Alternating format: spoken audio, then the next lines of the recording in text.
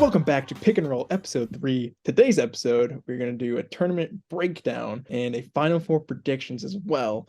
But I'm very excited to be back. I'm obviously your host, Kody Webb, joined, of course, by my co-host, Carter Sims. How are we doing today, Carter? Death to the Blue Bloods, baby. Good to be here. March has been crazy, huh? It's almost April. Sad. It has been absolute insanity, living up to the March Madness billing. And yeah, we were just talking. I mean, once March ends, it's kind of just a new era of the year. On to the Masters. Yeah, true.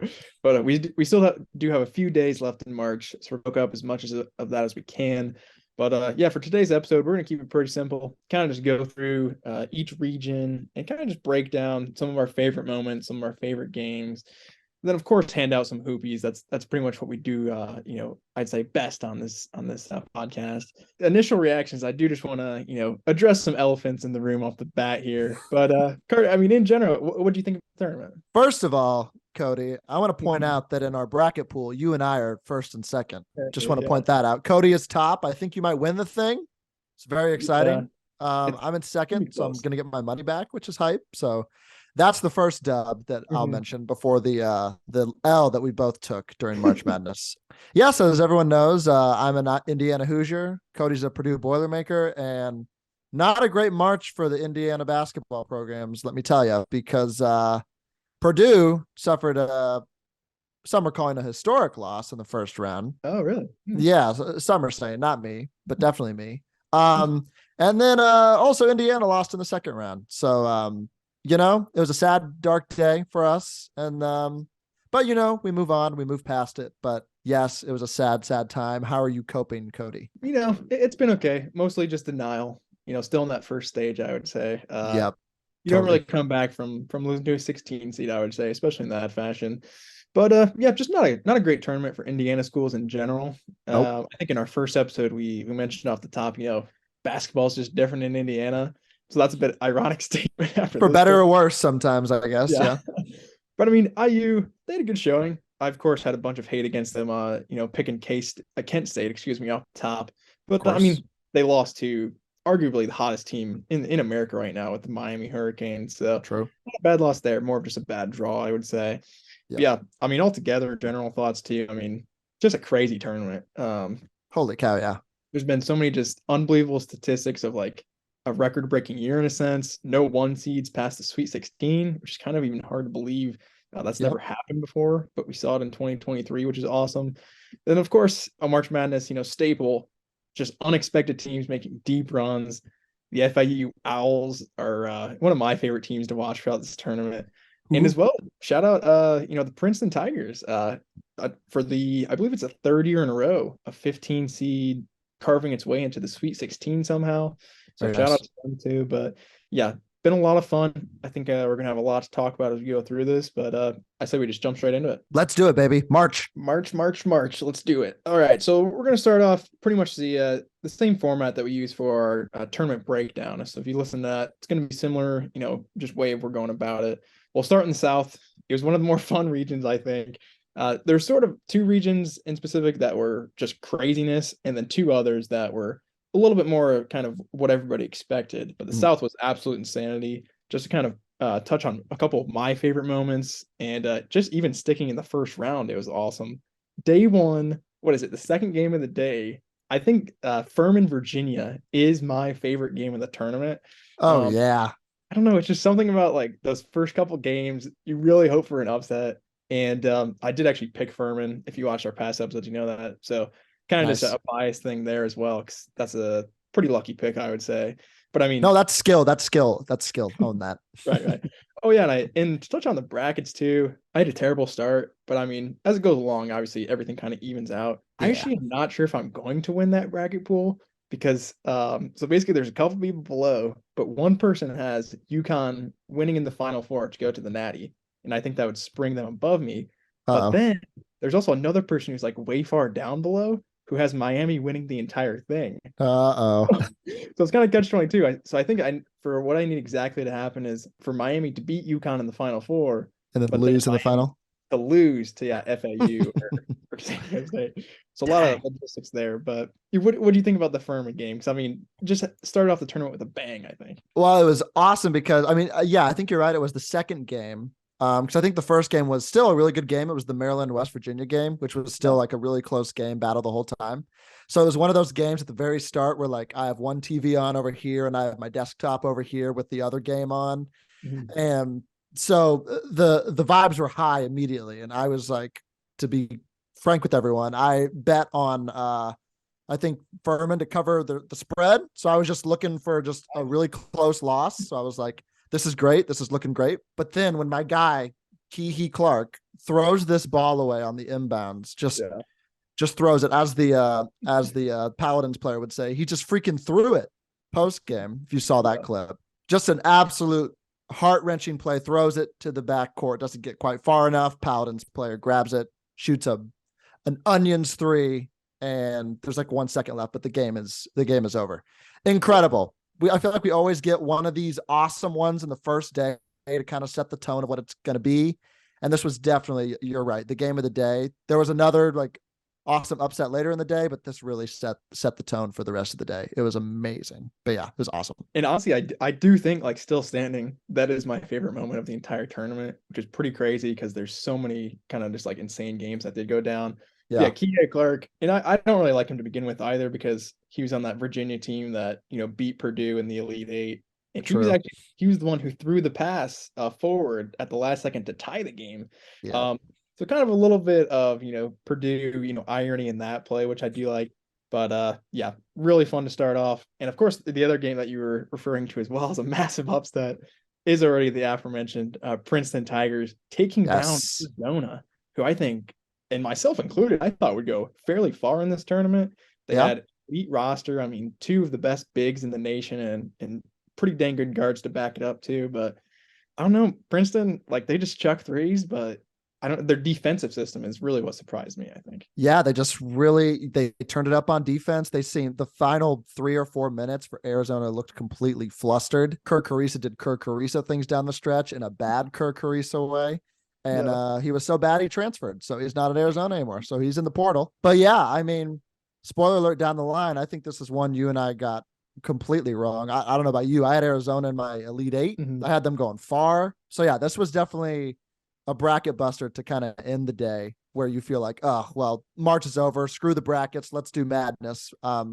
It starts to even out as you get down the line, as you said. But yeah, Arizona completely fell apart. We really was not expecting that at all because Princeton was kind of dogged too. They were like not the ones that were going to be picked, quote, out of the Ivy League all year. So they felt maybe they had a little chip on their shoulder. But yeah, they really turned it on and got the dub. So shout out Princeton and death to the Wildcats. Sorry, Tommy Floyd or Lloyd, whatever your name is. Whoops. I back it. Pac-12, madly overrated anyways. So I wasn't too mad about that. And yeah, I Sure. mean, Princeton, they weren't even the favorites in the Ivy League championship. Yale was supposedly the team of destiny. They were probably going to be like 12, 13 seed likely if they did make it. It Yep. was kind of a disrespectful seed. I thought a little bit to put a Princeton at 15, You but called it, man. yeah, they proved everybody wrong. But another heck of a game there. Past that, I mean, all the other games in the South first round wise, I thought were fairly interesting. I mean, the Mhm. main ones that really stood out to me, and I was big on, Missouri money line, obviously, against Utah State, which that did come through. Yeah, But great even moving pick. on to the second round, Princeton shut them down completely. Yeah, So geez. I was probably a little bit too high on the Tigers in that sense. But I mean, the South as a region, I feel like all of the first round games are decent. You already mentioned too, Maryland, West Virginia, which again was one of my favorites of the first day. Really, I don't think anybody had picked, Maryland too much to contend in that game, and they came out in the second half and pretty much just dominated. And then another great one too was San Diego State Charleston. Yeah. And we'll talk about some of our biggest hits and our biggest misses. But I mean, this was my biggest miss of the tournament by far. I even was hyping up San Diego State a little bit on our preview show, saying like, "Oh, the Mountain West sucks, but this team is good." Mm-hmm. Well, they're good enough to go all the way to the Final Four out of three. So in hindsight, maybe not the best pick there. But yeah, were there any other games that kind of stood out to you as really good ones here? I guess spoiler. Well, we for a minute were thinking like, oh, can UCSB do this against Baylor? Turns out no, they could not. I think we were on the money with Creighton. A lot of people were liking that NC State upset pick. I think you and I were drinking the Creighton Kool-Aid, and rightfully so. And then other than that, I mean, yeah, that's all those first round games in the South. They were all pretty good, pretty well contested, other than some that kind of got away from the Gauchos down there at UCSB. But yeah, the Charleston San Diego State game was great. I wasn't as high on Charleston as you were. As we go down the line later, I was more high on the Florida Atlantic Owls, which turned out to pan out pretty well. So Yeah. when we get down there, but yeah, all those first games were great. And I guess, shout out Corpus Christi for trying to play Alabama. So True. They did their best. And even moving on, past the first round, this region did have a lot of interesting stuff going on. Continuing talking about San Diego State. I mean, that matchup with Bama, I think was one of my favorites to watch as well from the entire tournament. Mm-hmm. Just because they completely shut down that Bama offense, which was pretty much unstoppable the entire year. And specifically Brandon Miller playing terrible. Like, I kind of enjoyed watching it just because of all the extenuating circumstances and stuff. Yeah. Kind of the whole tourney. Like he was held scoreless in that first game, wasn't he? Yeah. Even the 16 seeds pretty much shut him down, which was fun to watch. You mentioned Creighton as well. Their run was super fun to watch.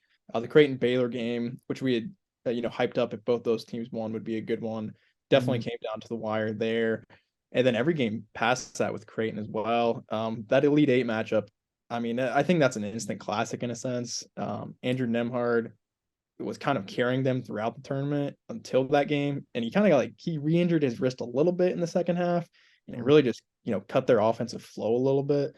But they're one of my favorite teams to watch in this entire tournament. And I kind of wish they were there, in Houston instead of San Diego State. But shout out to the Aztecs. I mean, they really matched up well with everybody in this bracket, which I didn't look too far into that way. But defensively, I think by far, maybe other than Tennessee, who is just physical play, but I think defensively, San Diego State is the best team in the nation, and they proved it. And they really did it for the Mountain West, which of course I am not a fan of, but they got the first Mountain West win in however many years, and they also had never been to the Elite Eight, never been to the Final Four. They have a very good shot, I think, to keep moving on in this thing. So shout out to the Aztecs. They put in a lot of work, and yeah, it definitely paid off. Yeah, absolutely. And just to go back to your Andrew Nemhard, Creighton was a foul away from going to the Final Four. Tough call down the stretch against the Aztecs. Hate to see it. That was a wild ending of that game too. Like it was one of those like Big Ten endings. It was like the Minnesota Rutgers game. We're clearly we know this game is over, but we're really dragging this out. It was excruciating, but yeah. You and I rode for the Jays all tourney. That paid off well for us. But yeah, shout out to the Aztecs for proving the haters wrong, proving the Mountain West haters wrong, mostly Kody and I. Yeah. And getting it done. So yeah, they're on to the Final Four. Congrats to the Aztecs. Big ups to them. When the Mountain West somehow gets 5 bids next year, I will be saying the exact same thing. But yeah, shout out the Aztecs. But comparing our original brackets, I had Creighton and Bama in the Elite Eight. Did you have the same thing? I did, yeah. I had Creighton and Bama as well. I was expecting Bama to make some waves. I was expecting a Brandon Miller revenge type of deal to happen. Yeah. That did not happen. The basketball gods shined upon us, and yeah. So I had Creighton and Bama as well. So we were 50% right there, but yeah, we're definitely on the right track, I think. And Bama's the obvious pick. I feel like almost everybody had them at least going to Elite Eight. So yeah, really not a massive miss there. I would say moving on to kind of our biggest hits and misses in general, my biggest miss 100% was Charleston. I actually had them in the Sweet 16 as well. So it kind of worked where obviously the thing in the bracket is, if the team that you picked against loses in the first round, you hope the team that beat them continues winning. So they kind of just slot in those spots and you don't lose any points in a sense, which did happen and it continued happening. So I think that is how a little bit, I made up some points, after the big Purdue loss and everything. Yeah. But I was also spot on a couple here too. Furman first round is probably my hit of the tournament. And then both of us, Creighton Elite Eight. I feel like that's a pretty good hit as well. Yeah, what were some of the big hits and misses? Yeah, like you said, big hits were Creighton. I also had Furman in the first round. That's really true. The only games I missed in the first round were West Virginia and Arizona. Well, in the South region. I had many misses later. We'll get to those. But I guess my biggest miss was Arizona because I had Arizona in the Sweet 16. So that one hurt a lot. But other than that, this South region was not too bad given all the chaos. For some reason, this was one of the regions where we predicted the chaos somewhat correctly. That's not the case later down the line, but yeah. And then I guess Bama was another miss, but not too bad for the South region. Yeah, I'd say pretty good altogether, obviously. And I actually did have Missouri beating Arizona second round. Oh, So I that remember, helped. yeah, I was extremely excited when Princeton beat Arizona as well, because I was like, oh, Mizzou's definitely gonna, wipe the Easy floor for dub. them Yeah. as well. And they absolutely shut down Missouri's offense, which was a really fun thing to see. Yeah. Yeah, awesome. And of course, let's move on to my favorite segment, the hoopy handouts. We're going to be giving out a couple hoopies, but the first one is the obvious one and sort of just the best player of the region. Now, this obviously doesn't have to be anybody from San Diego State. It, of course, can be. They have a lot of good players, but sort of just looking for who you think was the best player in the region of the entire tournament. And I'll throw it over to you, Carter. Who you handed out your hoopie to in the South? It was between two people, like you said. I was tossing around the San Diego State pick to be in the Final Four, but I'm actually going to go Baylor Shireman here for my Jays. I thought on a team with Nemhard and Kalkbrenner kind of being the flagships of that he kind of came to be that glue guy during their run here.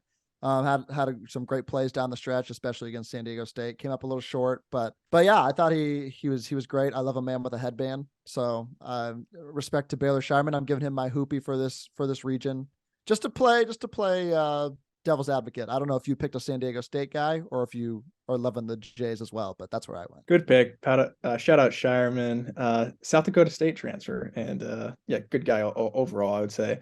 I Yep. did actually take a Creighton player myself. I think looking into San Diego State's roster, you can obviously put a lot of flex on their defensive stature more than their offensive.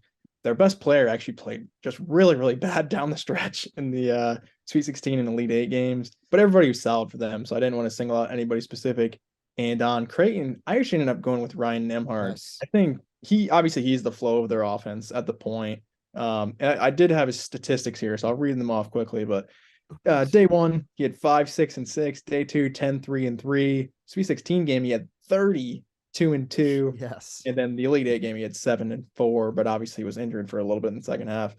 But I mean, I feel like he kind of found his jump shot a little bit, which he definitely had lost a lot in the year.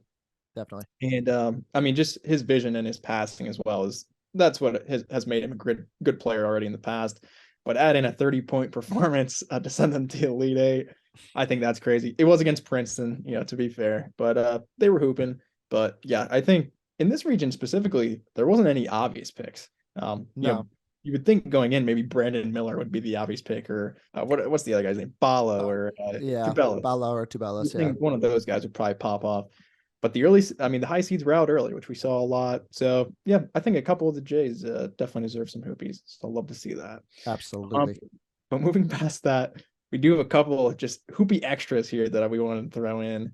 And the first one it's a pretty obvious one. I mean, the best coach of the region. And I feel you can give this to a couple different people here. But who are you giving the hoopy to, Carter? I am going to give it to Brian Dutcher after a lot of thought on it, but San Diego State coach, obviously, mainly just because of the work he's been doing for like the past 3 years. In the COVID year, they were likely to be a 1 seed before the tourney went away, and to just remain relevant, not only in the Mountain West, but kind of in the postseason a little bit. They finally got over that hump. So I think Dutcher has done a tremendous job. Took the job at like 56 years old or something. He's been there for 6 or 7 years. So finally getting over that hump and getting there. And then just an honorable mention to Greg McDermott and the Jays once again. Hell of a run for Creighton. Obviously never dreamed of being there a couple months ago after that skid that they had in midseason. So I'll split the hoopy in half and give it to both of them. Love that. We were allowed to do that here. There's no rules. Yeah, Greg McDermott was definitely, well, both of them were on my short list as well. I actually ended up going with Mitch Henderson from Nice. Princeton. Yeah. I love seeing mid-majors go deep in the tournament. Who doesn't? But this guy kind of made it more enjoyable, especially that game against Missouri, because the entire time they were up, obviously, the entire second half. And he was just smiling like the entire time, Yeah. just like full grin. Like he's just so happy to see his guys perform, I think, which is cool to see. And I do expect him to kind of move up. Obviously, Fairleigh Dickinson's coach, like it's quickly moving this carousel. Obviously, Patino to St. John's, then I don't even remember his name, but Fairleigh Dickinson's coach to Iona to replace him. Tobin Anderson, baby. Yeah, I already wiped it from my memory. Yeah, But I don't blame you. I think Mitch will definitely be on the move. I think he deserves it. And yeah, it was a special run, and I hope he does kind of go to bigger things. I think there's a lot of coaches in these mid majors who don't get these opportunities unless they do kind of make a splash in the tournament. There's tons of examples, but I mean Chris Beard at Little Rock. I could just name all the Purdue's losses basically in the tournament. And, everybody moves up from there. But yeah, I think he deserves a shot somewhere else for sure. Hey, there's still an opening at Penn State right now, isn't there? That's true. Shout out Micah. I think he's gonna kill it at Yeah. Notre Dame as well. Really knows the Indiana recruiting. I think to a T. So he's gonna be Yeah. good. It's going to be a hell of a time recruiting now Yeah. for Shrewsbury and Painter for Woody over there at IU. Yeah. So that'll be fun for us. Well, hopefully Painter's gone, but yeah, it's definitely gonna be a challenge recruiting in that state now. I mean, Notre Dame, they've kind of been irrelevant for I don't even know. It's been a while, I feel like. So bringing them back, I think, will be good for the state in general. So but awesome. Moving on to our last hoopy, kind of a fun one that I wanted to throw in. The best uniform hoopy. So in March, obviously the homes are always going to be the whites, which are kind of boring. So lots of these will maybe be aways, maybe not. But yeah, I'll throw it over to you, Carter. Any jerseys that you really liked out of this region? For some reason, I was really vibing with the West Virginia blues they had going on versus Maryland. Yeah. I liked the blue, and they had like these yellow streaks to them, kind of Michigan vibes, but were kind of their own thing. So I liked West Virginia's. Also, I'm a sucker for any school that has like cursive your school on it. So I liked Charleston's. Nice. So yeah, I'm a sucker for any of those. Those were just mine. What about you? Purdue's got some cursive jerseys as well. I can get you a couple. I need some kindling for my fire, sure. Yeah, yeah. I'll give you a Painter's old jersey for sure. There are a couple of good picks here. West Virginia was on my radar. I really like the detail of the yellow kind of stripes on the side of theirs as well. I ended up going with UC Santa Barbara, who have been in the past, and I've always enjoyed theirs. But just give me those baby blues and yeah, the Gauchos. It's a cool logo as well, I think. Kind of just a good look overall. And they deserve a shout out. They played okay against Baylor. They kind of blew it in the second half a little bit, but their jerseys get a hoopy, in remembrance regardless. So congrats to them. Nice. They will, I'm sure, be very excited to accept this award in the absolutely. Future. That wraps up our recap of the South. Really fun region. And moving on to just the complete insanity of the East. Yes. A lot to hit on here.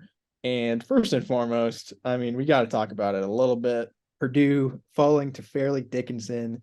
The second ever time that has happened, obviously with the 16 seed. The first time it's ever happened where that 16 seed has had to play themselves in the tournament through the first four. And also the first time a team, a mid-major who did not win their conference tournament, got to win in the tournament as well. So I guess that's cool. But yeah, what were your thoughts on that game, Carter? Because it was just complete madness, I think, from beginning to end. Well, I'll first say that I went to bat for Purdue on the latest edition or the most recent edition of this podcast. When I was like, no, they're going to get past. Everyone's saying that the Memphis or FAU is going to beat them. I think they're going to get past them and then they're going to lose. But turns out we were both wrong on each account because they didn't even make it to that game. This game was insane. Just really like defensively, they really locked down the stretch again, which has kind of been the problem all year for Purdue. When their guard play is bad, the team suffers. And Edey tried to put the team on his back, and it just wasn't enough. And credit's one of those things you really can't explain or talk out. It's just one of those things that happens. Destiny got to them. Do you think in a world where Purdue is the 2 seed instead of the 1 seed, you're feeling a lot better today? Because we talked about UCLA being that 1 seed over Purdue, which they kind of earned as we went down through the tournament here. But what do you think there? Yeah, I'm not sure. It's definitely a good question. I think 15 seeds are probably a lot more dangerous than this Fairleigh Dickinson team was, to be fair. I think it was just a bit of the style of play. Maybe if we did play, in that UCLA slot against UNC Asheville instead, maybe we would win. That is a good question. But I don't know. Fairleigh Dickinson, they just came in committed to just, triple team Edey at every opportunity. Yeah. And our guards didn't want to or couldn't make a jump shot for some reason. I believe really what did it. Yeah. 50 points, which if that's not a season low, it's got to be very, very close. But yeah, just, the works, tough, embarrassing, all of those words. Yeah, there's really no explaining it. And I am one of those Purdue fans calling for Painter's head, if you can't tell by now. Man, And I don't really understand the backlash against it. Like the past 3 years, we've lost to a 14 seed, a 15 seed, a 16 seed. I don't know how it gets much worse than that. there's no 17 seeds, so you'll be all right there. Not yet, not yet. Oh, true. If they put them in, we'll find a way to lose to them. But Gosh. I've been joking that I'm denouncing my fanship of Purdue. I actually Wow. support the Valpo men's basketball team now. On Oh, the okay. rise. Go Go Beacons. Knights. You know, they were the Wow. Crusaders, I think, but they changed for some reason. Oh God, I don't know But what they anywho, are.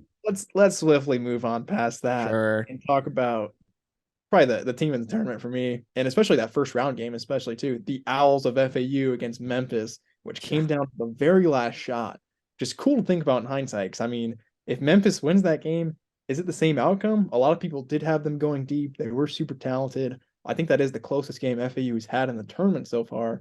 But I mean, yeah, how can you not love the Owls? But yeah, what do you think about them in general, I guess? Well, like I said last pod when I was kind of calling Charleston the frauds of the tournament, I was really riding high for the Owls. In terms, those two teams cracked the top 25 during the season, and I actually thought Florida Atlantic deserved that spot when they were in it and not Charleston. And I think they proved that during this tournament.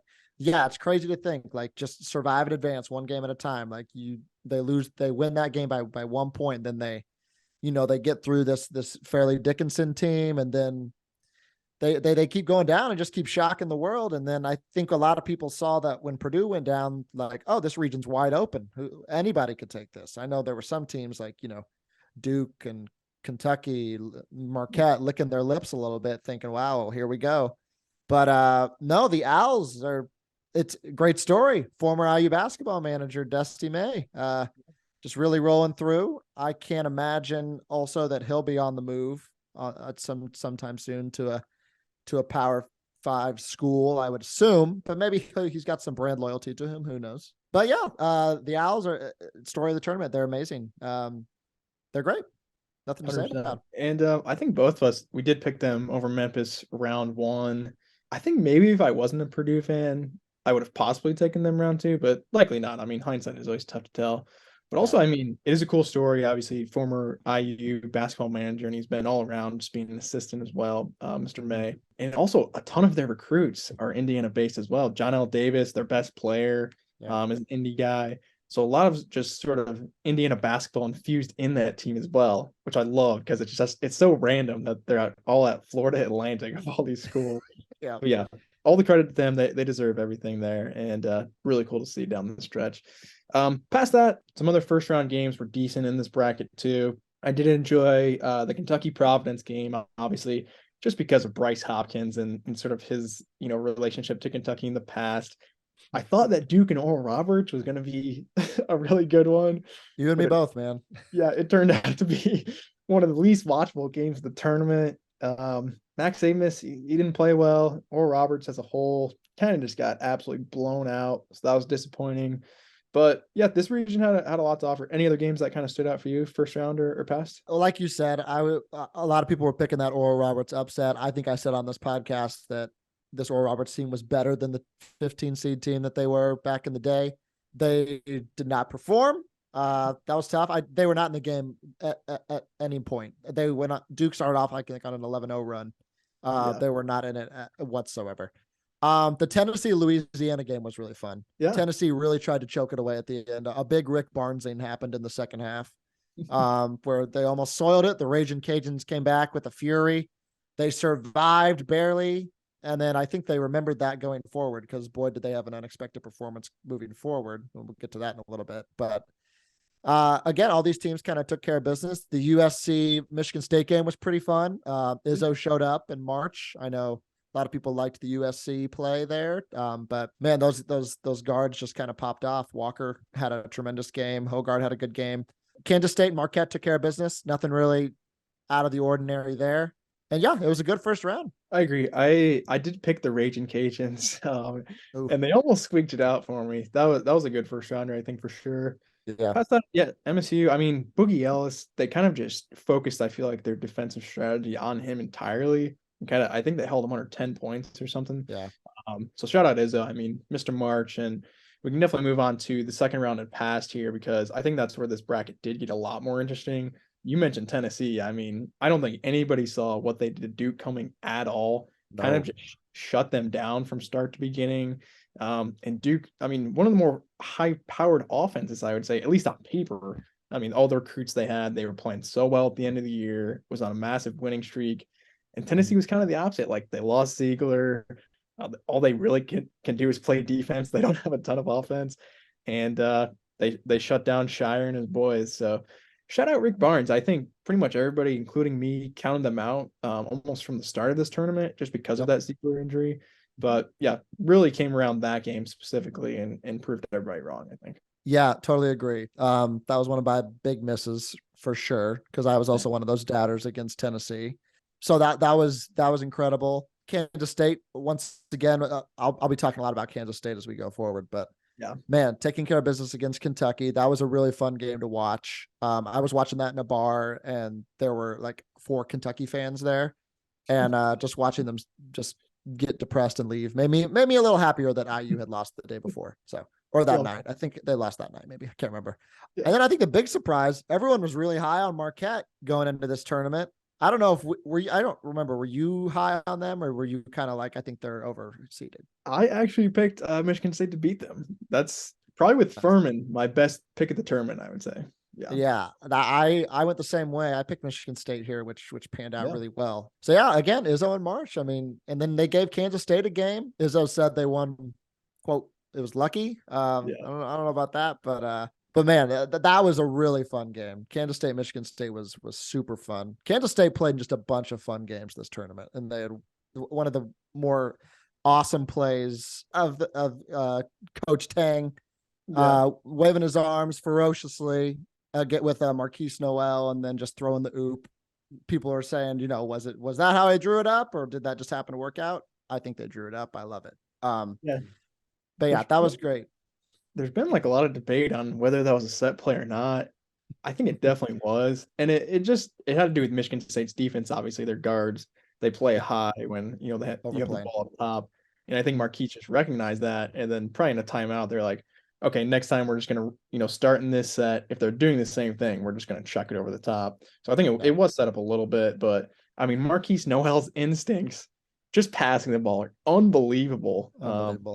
Obviously, he's going to get a couple hoopies, I think, later on. But, I mean, he put up, a 20-point, 19-assist game against MSU. He wasn't overtime, so it does, pad his stats a little bit, but unbelievably ridiculous. That game specifically, I think, is my favorite game of the tournament. In this bracket, I think, offered a lot of those. Kentucky, Kansas State, Michigan State, Marquette was just an absolute battle. FAU, Memphis off the top, even FAU, Fairleigh Dickinson was a battle. So much to love. I think this was probably the most entertaining bracket by far. But yeah, Kansas State, I kind of wish that they did go to the Final Four. That team, I think specifically, maybe deserves it, but FAU is awesome too.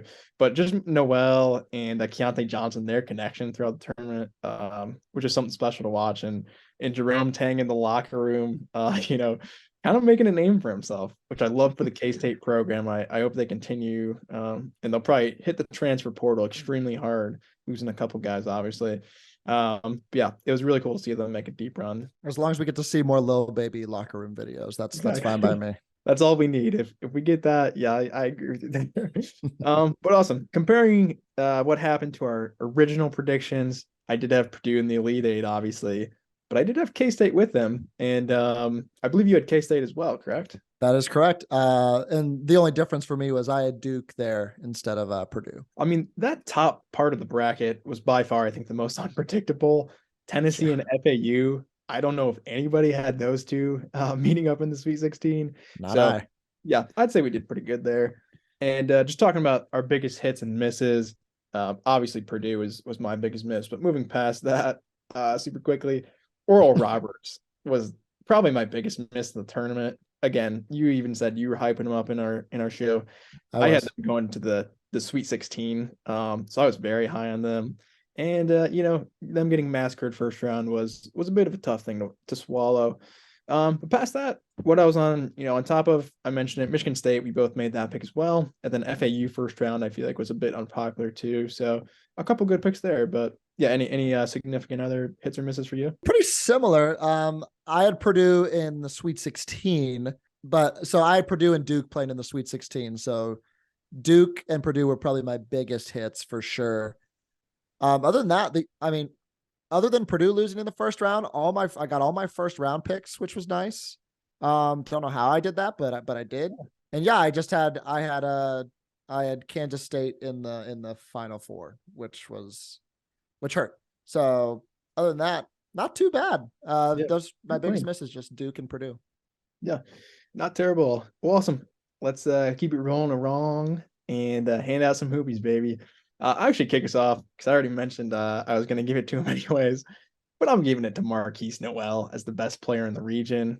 Just electric stuff. His passing ability, even in the Montana State game, he did play well, but specifically in the second round game too against Kentucky, sort of the no look lobs that he was throwing, kind of he went behind the back on one play in transition. Next play he went in between the legs in transition, and the next one he throws a no look lob.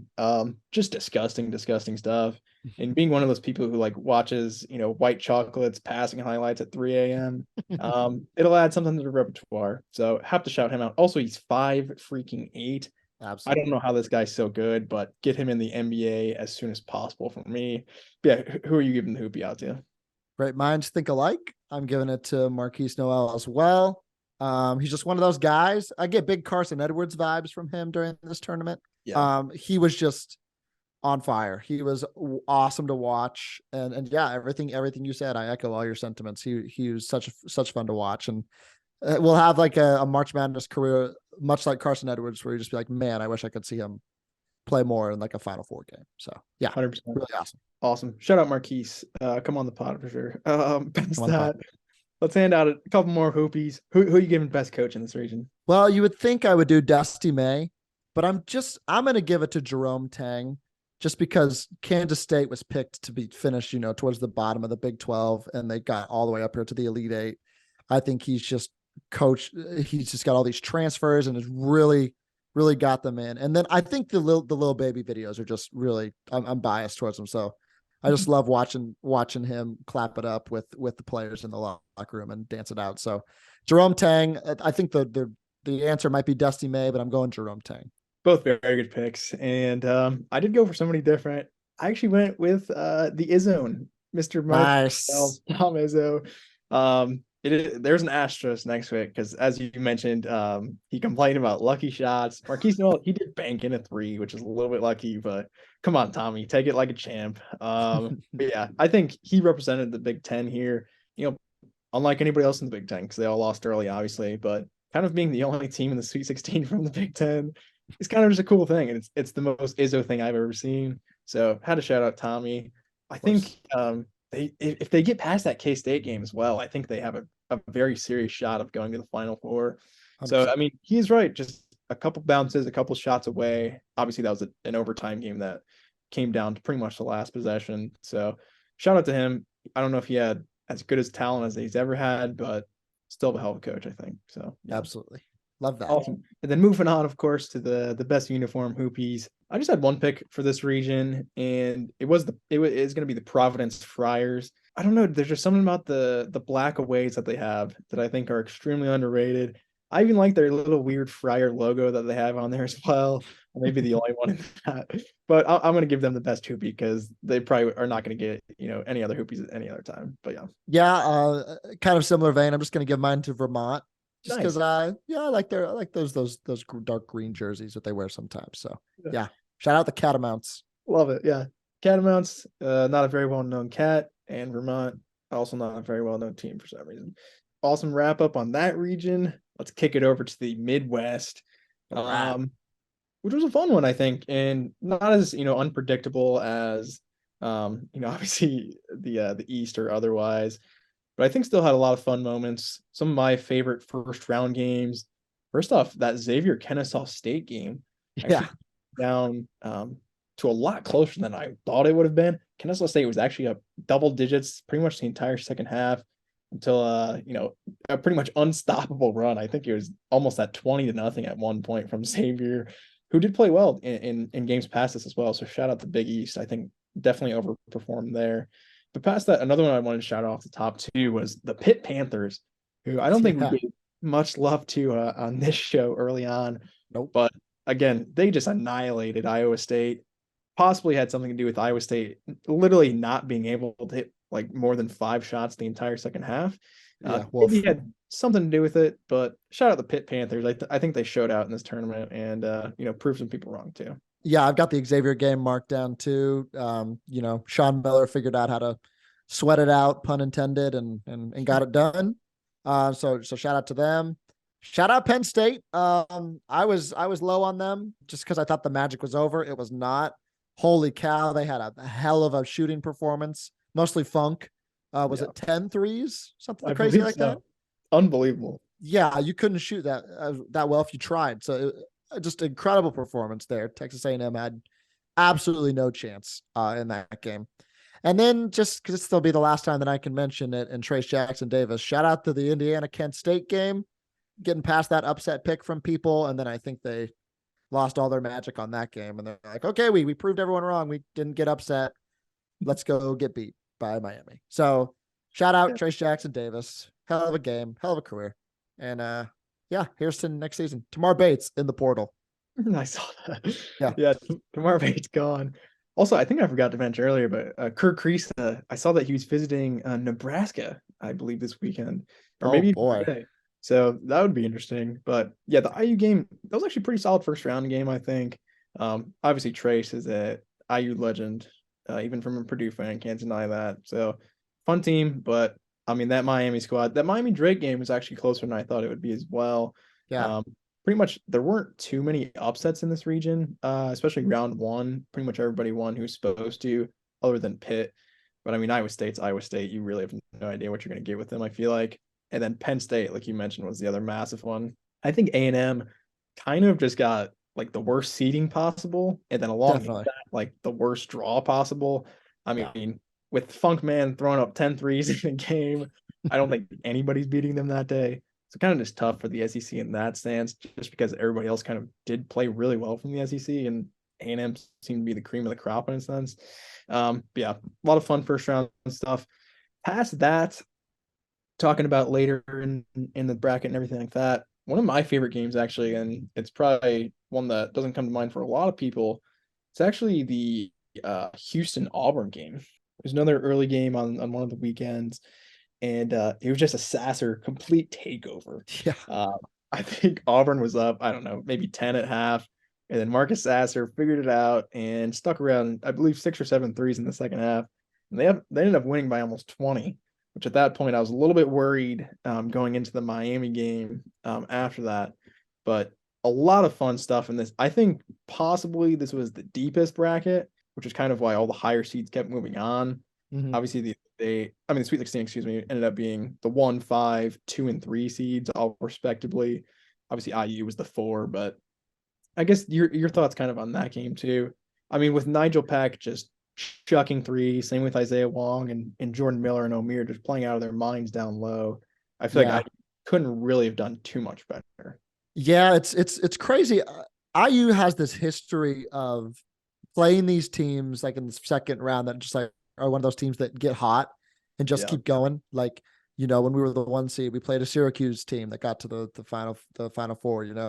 We lost to a Wichita State team that made the Final Four that one year. We lost to when the Yogi Ferrell year 2016, we lost to North Carolina. They shot the ball out of their minds, made the runner-up. They were runner-up of the Final Four national championship game that year. Yeah, shooting out of their mind. So, it happens sometimes, and just if you can't hit shots, you're just not going to do it. IU couldn't get it done, and it was just a complete. They made a little run. They came out of the half, and they got up at one point, and then Jim Larinaga just showed his experience maybe a little bit, and just got his guys to rally up, and then they got the job done. So it's tough to see, but I just am happy to see that Miami is still marching on. So that makes you feel a little better about taking that L. So I feel like that makes you feel a lot better in hindsight.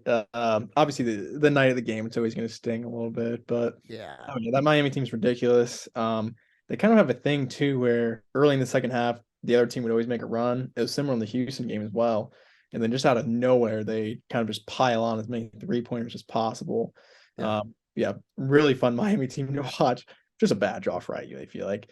But past that, Texas was my other kind of main point of kind of team to watch in this bracket. I mean, Houston too. Obviously, this bracket's stacked, but the Longhorns, I feel like every game they were in was a bit of a battle. Other than the first round game, Colgate wasn't bad. Shout out, obviously Aiden, who's on our preview show.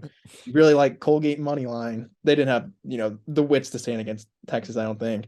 But their second round game against Red Hot Penn State was a really good one. Then past that too, Xavier put up a fight, and that Elite Eight matchup against Miami.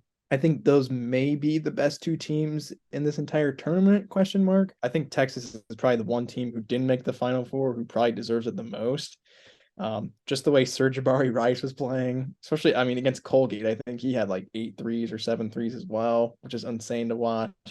But their offense really came alive. Dylan Dessou getting hurt, I believe it was either round 1 or 2, really hurt them. Although Christian Bishop did play really well against Miami, I think having a little bit more depth in the front court kind of hurt their chances against the Hurricanes. But yeah, all in all, this may have been the best basketball in the entire tournament in this region. So yeah, definitely fun. Let's keep moving along here and compare our original predictions. I actually was dead on with this one, which we will not say again. Oh, nice. But yeah, I had Miami and Texas both. I feel like nobody really picked Miami over Houston. That's a pretty crazy pick, I feel like. But yeah, what was your original Elite? My Elite Eight was Houston, Texas. I can't read my own bracket right. I was like, what? Yeah, I had Houston getting past Miami. But yeah, I mean, just the red hot Miami just really took control. But yeah, I had Texas in my I had Houston winning that game. So that was a big miss for me. But yeah, other than that, I did not have a very ideal bracket. I guess big misses for me. I had Drake over Miami in that first game. So that was a huge miss for me. So very tough there. I had Iowa State making it up pretty far because it was one of those teams where I was like, everyone's doubting them. They'll make a run. They did not. So that was a miss for sure. Other than that, not too bad. I got the Auburn over Iowa pick. I doubted the Big Ten. That was pretty nice. Nice. So I got that right. That was the only two matchups that I had right was Houston, Auburn. All the others were not correct in the slightest. So gotcha. Yeah, Drake was the big miss there. Yeah, and I mean that was kind of similar to. I feel like you always want to pick a 12. I don't believe any 12s won, did they? Which is pretty crazy for VCU as well. I was kind of surprised. But anyways, I mean, yeah, I'm kind of on the same boat as you. My biggest misses were surrounded around Iowa teams for some reason. So just don't trust that Corn State, I guess. Never. But yeah, I feel like that Iowa State win against Baylor in the Big 12 tournament, in hindsight, is kind of more telling for Baylor's tournament run, and maybe not an indicator that Iowa State's not that bad, because Pitt, I mean, they had their way with them. And past that, I did pick Iowa to beat Auburn round 1. I don't know why, because also it was basically a home game for Auburn, which I didn't realize before as well. So yeah, Auburn at home is actually pretty good too. So in hindsight, another bad pick, but some good hits for me. I mean, Miami obviously was a massive stick. Really, the only thing that's going to possibly win me that bracket challenge is the Hurricanes. So shout out to everybody on their team. I mean, their starting 5, like I mentioned in the past show, I think legitimately is probably the best in the country. But yeah, past that. But and obviously I picked Kent State over Indiana as well, just out of spite mostly. And it came back to karma came back pretty quickly on that end. Didn't hurt you too bad. Yeah. So next year when I use in the tournament, I'm gonna pick them to win the first round. And understood. Hopefully Purdue will win the first round as well, but still probably not. But anyways, let's move on to some hoopies. Who's your player of the region here, Carter? Nigel Pack, baby. I'm high on the Miami team, just like you.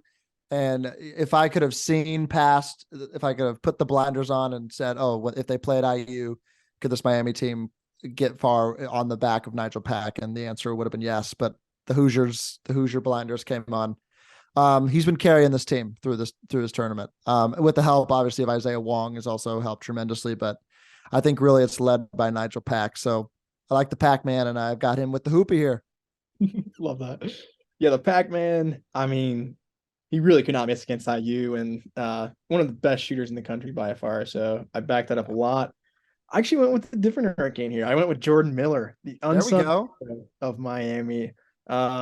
I mean, he really just does anything that they need him to do. He's really unstoppable down low. He's kind of got that Timmy footwork of he'll spin one way, he'll spin the other, and then just yam all over you. Crazy athletic, can chuck the three as well. Just a really versatile player, and I think fits exactly what they needed at every point in the tournament. So shout out Jordan Miller. I think Larry, he called him the most underrated player in the country as well. Which I like that quote a lot. Yeah. That Texas game, he damn near put up 30 on like 100% field goal percentage. So he didn't miss a shot. Did not miss. I don't believe. And from the line too, he's like 12 for 12 or something crazy. So yeah, he didn't shoot a three, but man, I mean, he was efficient, man. So yeah, shout out to Jordan Miller. That guy's crazy good. Yeah, let's move along to the coaches. I'll start us off here actually. Sure. And shout out Rodney Terry, obviously Texas coach. I'll tell you what, they made him the interim coach, obviously a long time ago when Chris Beard was finally fired after a long deliberation for some reason. But he took over the reins, and they were ridiculously good. I think they should have given him an extension a long time ago. They finally just did, I believe, this week, give him like a 5-year deal. So shout out to him. He clearly deserves that a lot. He's got to be my coach of this region. Larinaga, kind of an old man. I feel like he's got a lot of help from his assistants at times. So I gave the nod to Terry here. Again, shout out Coach Larinaga. I think he's like the 17th coach to take 2 separate teams to the Final Four or something. I think I read that stat somewhere on that George Mason run also. Early date, maybe it was. But I got Rodney Terry too. I mean, just a hell of a job, as you said, that giving him the full-time position was well-deserved and should have happened a long time ago. I don't know if you saw his post-game presser after the loss in the Elite Eight, but he was just like, yeah, I'm going to go to these guys' weddings. I love these guys forever. I was like, yeah, that's who you wanted behind the wheel there. So yeah, Rodney Terry's got mine too. And shout out for him being a Breaking Bad character as well. Yeah. Those Boyles Hermanos. I saw that on Twitter a lot, and I love that meme. But shout out Gus Fring. But perfect. Let's kick it along here to our last region, and that would be out west Coast, baby. And this one was maybe I don't know if boring is a word. I wouldn't call it that, but maybe on paper the most boring. Not a ton of first round upsets, I would say. A couple of small things I did want to mention off the top. First off, of course, the 116 matchup is a fun one. And I mentioned it already, but Aiden Cotter on our original show, for some reason, really liked the first half point spread of Howard, Kansas. I heard somebody, Howard first half plus 11.5. Kansas kind of got shell-shocked by Texas. Yeah. I think getting Bill Self back, kind of getting his feet wet, I could see Howard kind of making it a game early, but once again, I would not be surprised if they ended up beating them by 30 points in the second half. But I like Howard in the first half against Kansas just to cover a 11.5 point spread. And I'll tell you what, Howard actually covered that by 1 point. Oh, so nice. Shout out Aiden. Yeah. How he knew that was going to happen. But the Bison pulled it out. Yeah. Any first round matchups that stood out for you here? Well, I think the surprising one was, I think we were high on VCU. I think Aiden really talked us into VCU, honestly. Yeah. But St. Mary's kind of came and took care of business against them. So shout out to them. The best game of this, there were really 2 that really stuck out to me, was the TCU Arizona State game. Yeah. That game was a lot of fun, and that was a back and forth game. And then the Northwestern Boise State game was also fun. Just because just watching the magic of the Wildcats was fun. But other than that, like you said, it was kind of not the most exciting region, because all the other games were kind of massive blowouts, and your UConns and your Gonzagas and your UCLAs and your Kansases. So other than that, I guess the Arkansas-Illinois game was kind of fun, but that's just 2 teams I really don't like, so I didn't enjoy that game. But I guess it was a win-win because one team lost and one team won. True. But yeah, Arkansas got the job done there. I picked Illinois in that game, so that's tough.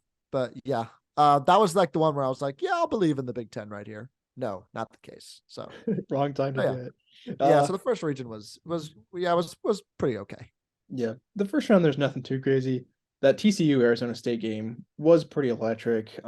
Mike Miles down the stretch was unbelievable, and obviously ending just in an incredible fashion on a buzzer beater. In a sense, not technically, I don't think a buzzer beater. a little bit of time left, but yeah, Spiritual buzzer beater. Arizona State was just shooting the lights out, which they had done in the first 4 as well. So a really fun matchup there. But yeah, past that, like you said, I mean, kind of just blue bloods doing what you expect them to do in the first round.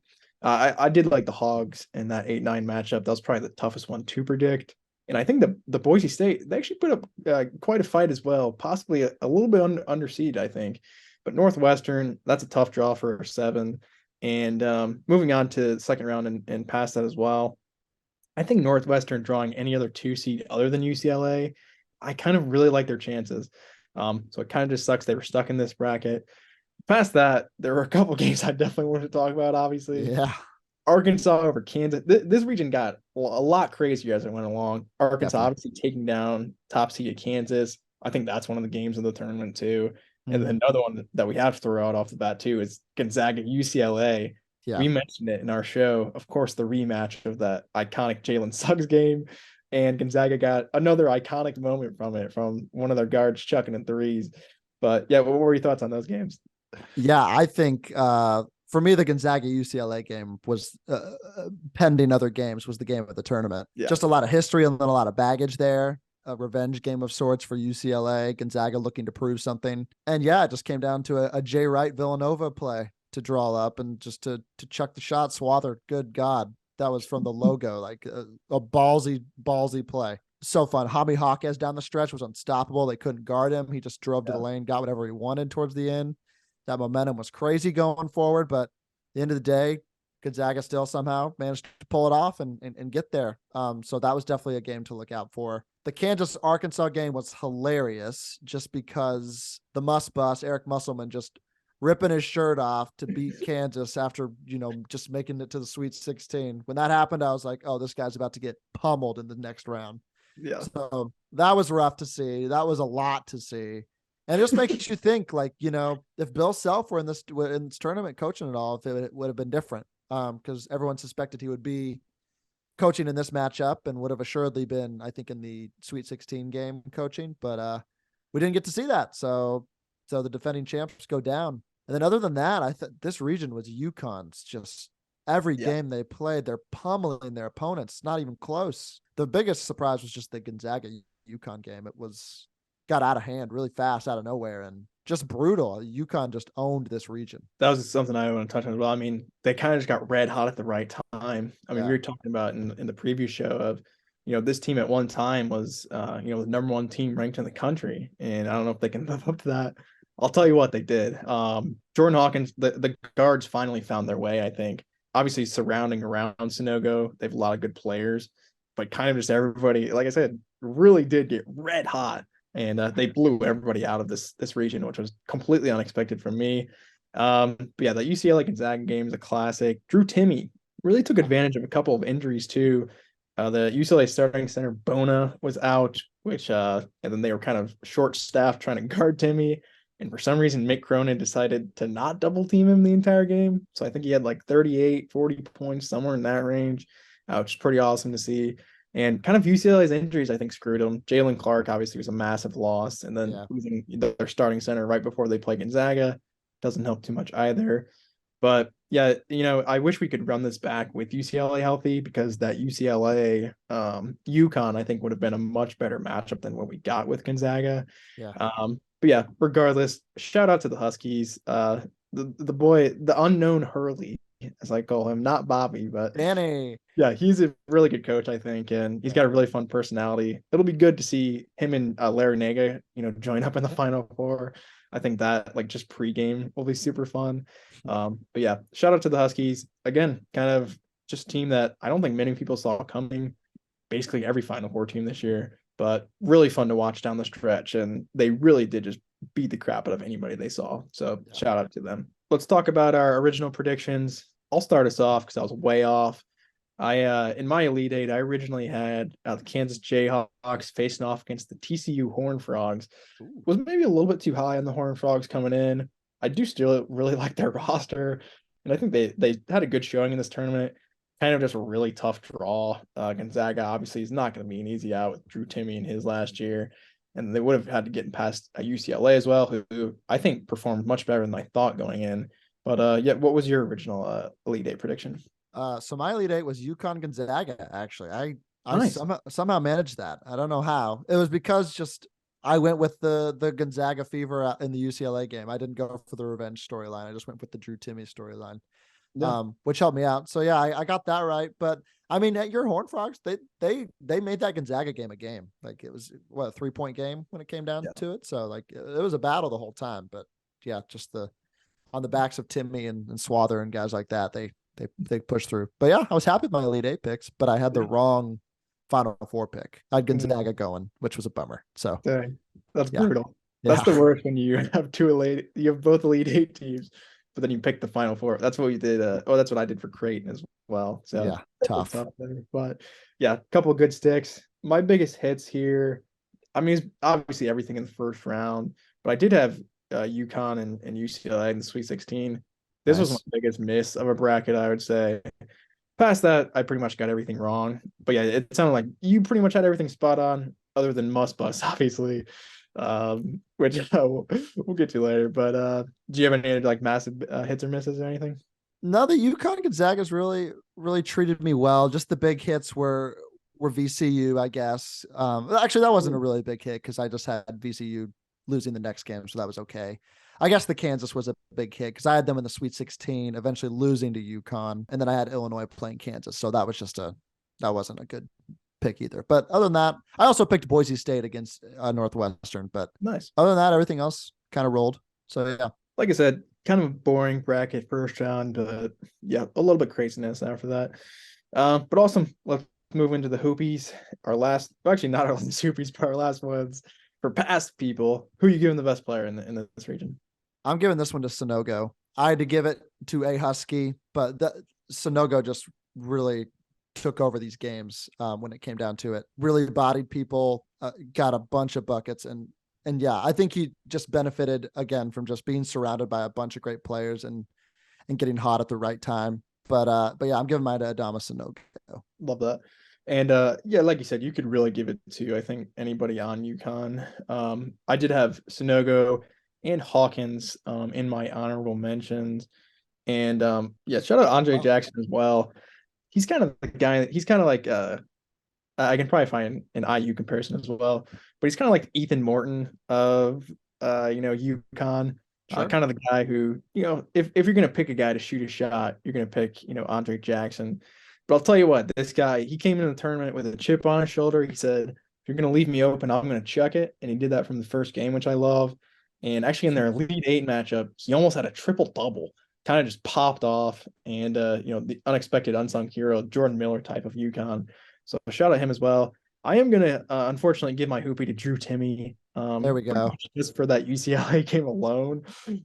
Prime entertainment as well. Every time he scores, it's a celebration, which, if I was playing against him, I probably wouldn't like, but watching it on TV, it's pretty fun to watch. So shout out Timme, go enjoy your time in Greece or whatever you're going. But thanks for the ride while we had it.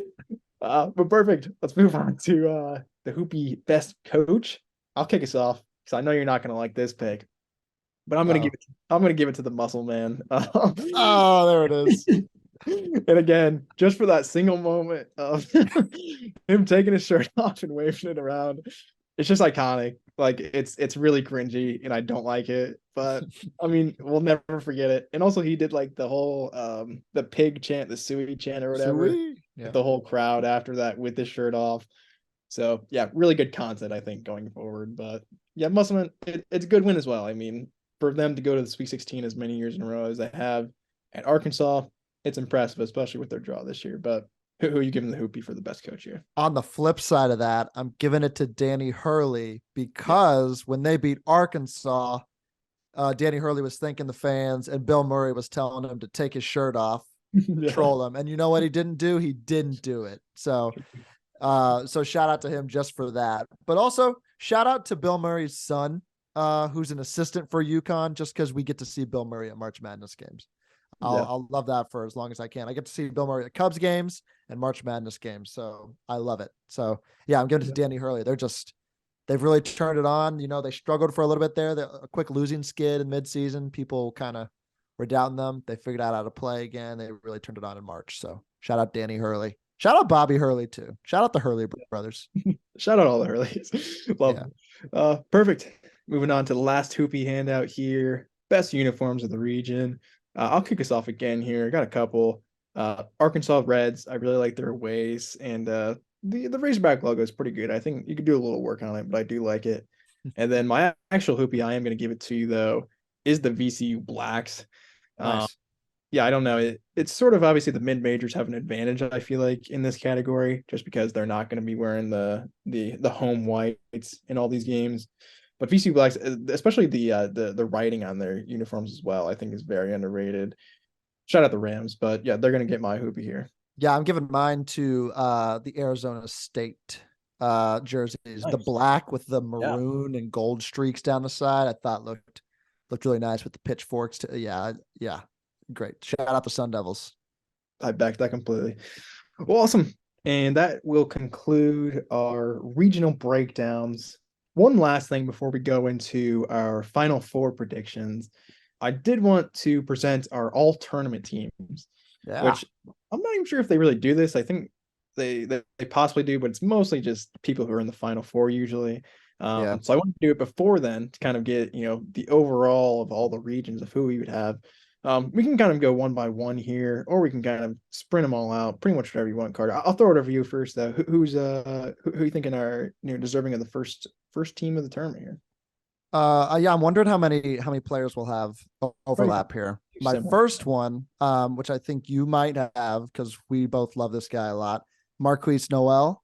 I've got as the first addition on the team. Just really tremendous. By the way, I'm going to say, some conferences do like they're all conference teams and there's like 8 players on the first team, all conference team. We're not doing that. I think we're picking 5 players. Hopefully. Thank God. We're not frauds. So yeah. Do you want to go back and forth? Marquise Noel's my first. Do you have Marquise on yours?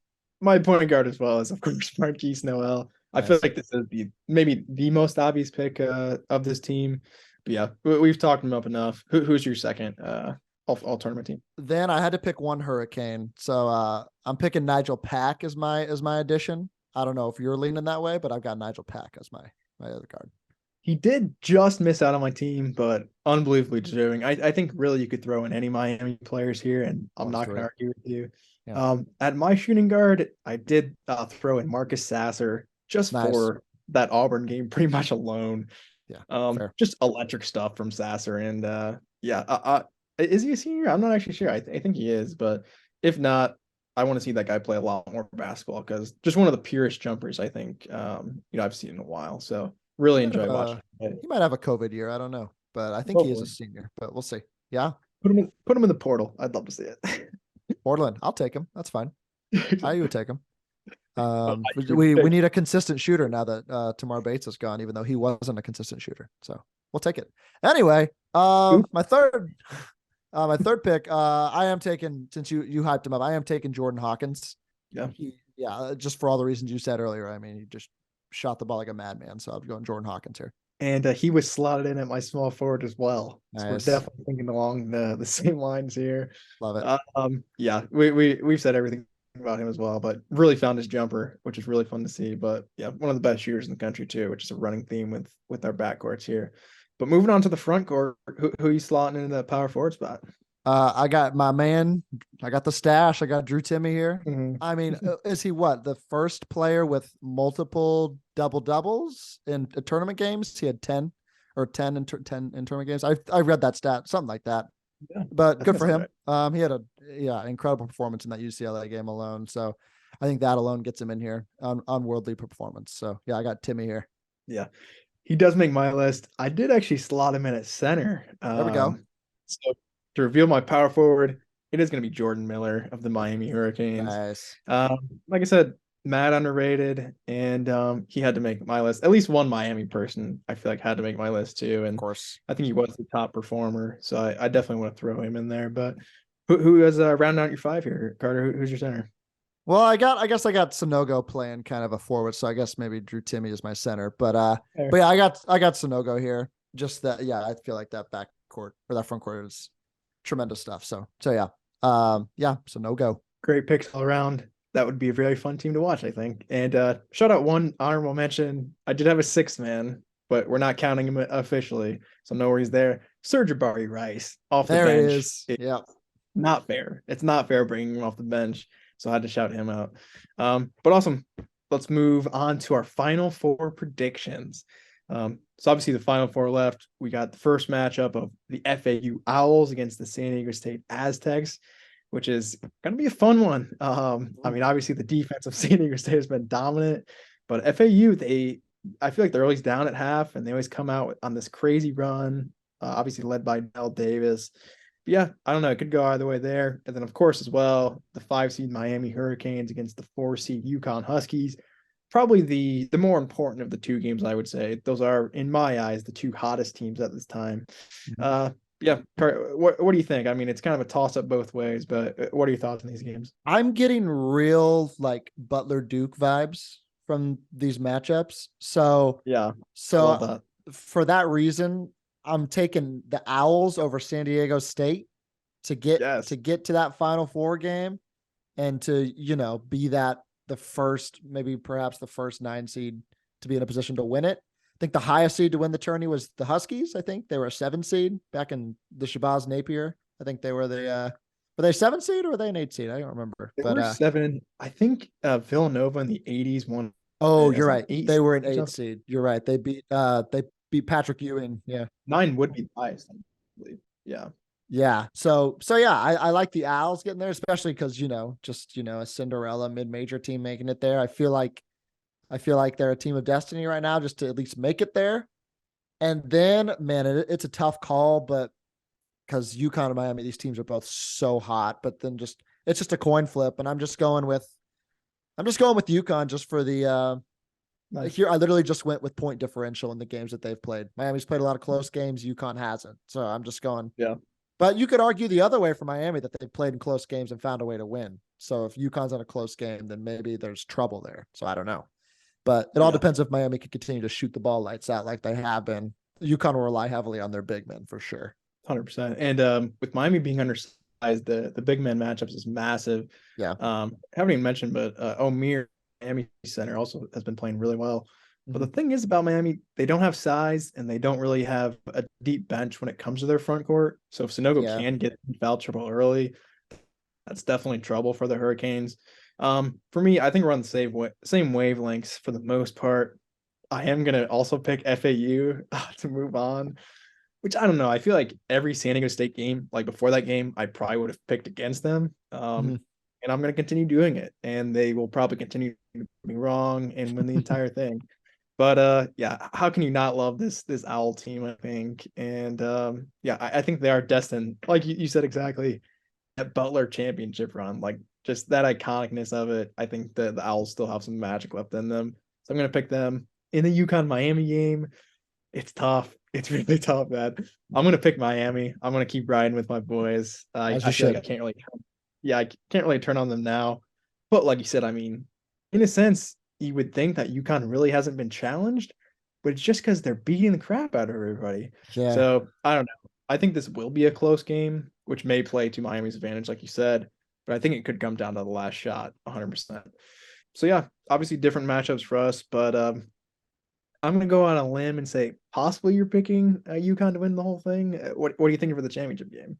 Yeah, I mean, I still think, I think the Cinderella run, it always comes to an end right here. We have yet to really see that true, even when these lower seed teams win, it's a UConn or it's a Villanova. It hasn't yet been like the Butlers or like the Davidsons or the George Masons of the world or the VCUs. So I think UConn gets it done. And I think that, they'll have won like 3 or 4 national championships in a decade with 3 different coaches, if that happens. So that's pretty wild must be nice.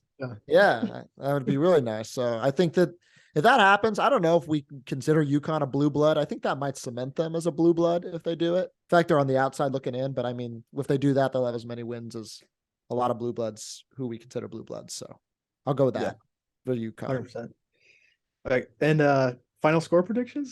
Throwing out to all the sports bettors out there? 77-70. Love it. I was hanging around for sure. I like it. Yeah. Awesome. It's a fight. Perfect. And I'm going to do basically the exact same thing. I'm going to take Miami over FAU in the Natty. And this should be a fun game. I think it's more offense on well, I guess UConn's offense on offense too. It's kind of the entire Final Four, other than the Aztecs in a sense. But yeah, I'm gonna go for the final score of a 69-65 Hurricanes. Nice. Regardless of who wins, any of these four teams will keep it close in the national championship. I feel like you have to, in a sense, just for the good of the the sport and the tournament and all that good stuff. But definitely going to be fun to watch down the stretch here. And we will hand out just a couple last awards here to wrap everything up. Of course, we're going to hand out the Hoopy, which we did predict for the most outstanding player of the Final Four at the beginning of the tournament and everything. I'll start us off. I'm going to throw it over to Nigel Pack here. Didn't give him too much love on my all tournament team, but I think he's gonna find his stroke here in Houston, and let the shooters shoot, as they say. And the Pac-Man's coming for you. So yeah, I think he has a very good shot of winning it if Miami does go that far. But who's your Hoopy going to here? I agree. If Miami wins, if they beat UConn, I think Nigel Pack. If UConn wins, I think Sonogo. And I'm going Sonogo for me, just because I think if they can really use that size advantage well and Sonogo takes over UConn, I don't know if FAU, if they make it there, can stop them. San Diego State might be able to, but I don't know if they're going to make it. And watch San Diego State win it all now that we've talked all this shit about them. But yeah, I'm going with that. I think I picked Marcus Sasser before the tournament. Hindsight, not a terrible pick. Just didn't make it far enough to get this honor. So yeah, it's a no-go for me. High on him. I believe I picked Dewan Harris Jr. I believe from Kansas to win my. So a little bit off on that, but Sasser was a good pick, definitely in hindsight. I agree. I think if I don't know, I feel like if UConn wins it all, Sonogo would probably win by default. But I mean, looking at that matchup of if San Diego State and UConn do end up being the finale, I mean that's going to be an all-out brawl for the national championship. So yeah, I kind of like that a little bit more. Like FAU Miami is just straight offense, but UConn San Diego State is a lot more fun. I feel like defensively to watching that. So definitely something to look out for. But cool. Yeah. Last award that we are going to hand out today. And it's one of my personal favorites. It's the Dante DiVincenzo Award. So we're going to shout out one player who we think is not necessarily the star player like Dante DiVincenzo was, but could pop off and drop like a 30-piece in the national championship or just in the Final Four in general. I really am excited to hear your pick for the DiVincenzo Award, Carter. I just think it's hard because I think this guy is a star, but just because of the team he plays on, we don't consider him one. So I'm going John L. Davis for FAU. Nice. I mean, he has been playing well, but I mean, he probably deserves a spot on our all tournament team, but just because of the team he's on, I don't think we've given much respect to him. I mean, he's had great games. I mean, but given the teams he's played, I mean, he put up 30 on Farley Dickinson, which, again, it's Farley Dickinson. So I don't really hold that in high regard, but he had 15 against Tennessee, 13 against Kansas State. I feel like it's trending downward for him per se, and as the competition gets a little stiffer, which means I think that he's really gonna turn it on as soon as we get to the big time. So I like a 30-piece from him when we get to the San Diego State game, maybe the Final Four or maybe the championship game. So that's my little DiVincenzo pick. I love it. Yeah, John L. Completely underrated. I don't. The thing is with this FAU team, I don't know if they all should hit the transfer portal or like stay together. Like if May stays, I think the rest of them will as well. But yeah, he is ridiculously good. Awesome. My DiVincenzo, I'm gonna hand it out to a Hurricane, and it's gonna be somebody who we have not mentioned yet on this pod, but it may be my favorite player to watch on the team, and that is a Wooga Poplar. He definitely makes the all tournament team, the all tournament name team. Excuse me. I mean, every time that guy shoots a shot, I'm yelling Wooga, undoubtedly. But he's actually been playing really well, and he's one of the most athletic guys on the Miami roster. And if he does get hot from the perimeter, he 100% I think could drop 30 without a question. Anybody on that starting five, really, you don't know who's going to be the best that night. Just a lot of fun. But yeah, shout out Wooga. That will wrap up our Final Four predictions and as well our episode. Breaking down the tournament and all that good stuff. Carter, really, really appreciate you having me on again. Obviously, man, I think this has been a really fun tournament. It was a really fun one to start this podcast around. Obviously, had a ton to talk about, but yeah, really just enjoyed it. All together, I'd say. Absolutely, man. I'm excited. We have a chance to, we could get a new champion that's never won before, or we could get Yeah. someone who has won before. So we'll see what happens. But yeah, it's been a blast, and I'm excited to be back with you to talk about a champion in a couple weeks. Should be fun. We will definitely be back discussing the results of this insanity of a tournament. But yeah, really just do want to thank you guys for obviously listening. Pick and Rule will be returning sooner than you would probably think. But yeah, past that, we'll wrap this up. Really appreciate you guys, and have a good one. Stay capping. Not really. Thanks.